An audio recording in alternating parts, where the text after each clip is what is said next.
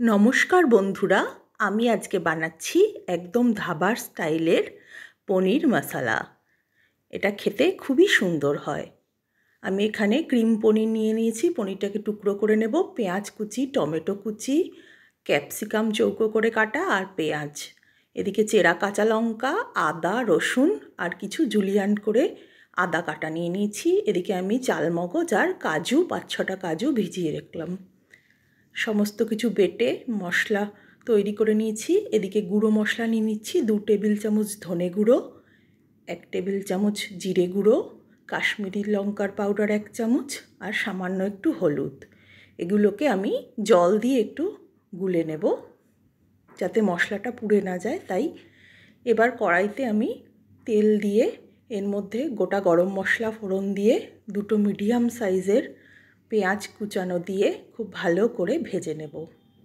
এবার কালারটা সুন্দর আসার জন্য এর মধ্যে একটু চিনি দিয়ে দেব। দিয়ে আবারও আমি পেঁয়াজটাকে একটু ভালো করে লালচে করে ভেজে নেব।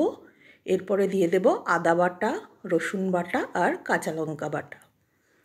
এগুলোকেও আবার ভালো করে আমি কষিয়ে নেব পেঁয়াজের সাথে। তারপরে দিয়ে দেব 3টে টমেটো কুচি করে রাখা, সেই টমেটোটা আর সামান্য একটু নুন দিয়ে টমেটোটা যাতে নরম হয়ে যায় এরকমভাবে আমি এটাকে ঢাকা দিয়ে একটু রান্না করে নেব।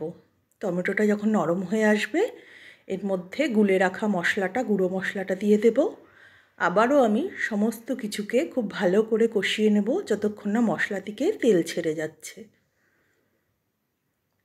এবার আমি চালমগজ আর কাজু বাটাটা দিয়ে দিলাম। এটাকেও আবার ভালো করে মশলার সঙ্গে মিশিয়ে নেব আর একটু মশলা ধোয়া জল দিয়ে দেব।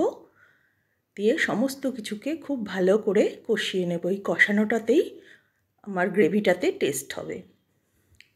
দেখুন এর থেকে তেল বেরিয়ে এসছে। এবার আমি এর মধ্যে পরিমাণ মতন জল দিয়ে দিলাম আর যে টুকরো করে পনিরগুলো কেটে রেখেছিলাম সেই পনিরগুলো এবার দিয়ে দিলাম। দিয়ে আবারও আমি সমস্ত কিছুকে ভালো করে মিশিয়ে নিলাম, নিয়ে একটু ফুটিয়ে নেব। এবার আরেকটা প্যানে আমি 1 টেবিল চামচ ঘি নিয়ে নিচ্ছি। এটা বাটারও দেওয়া যায়। এর মধ্যে দিয়ে দিচ্ছি সামান্য একটু জোয়ান, এতে গন্ধটা খুব সুন্দর আসে। আর যে কিউব করে কেটে রেখেছিলাম পেঁয়াজ আর ক্যাপসিকামটা, এটা দিয়ে দেব।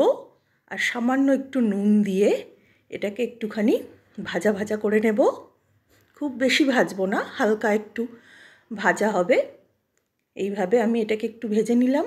এবার পনিরটার মধ্যে আমি এই ভাজা জোয়ান আর ক্যাপসিকাম পেঁয়াজের মিক্সচারটা দিয়ে দেব।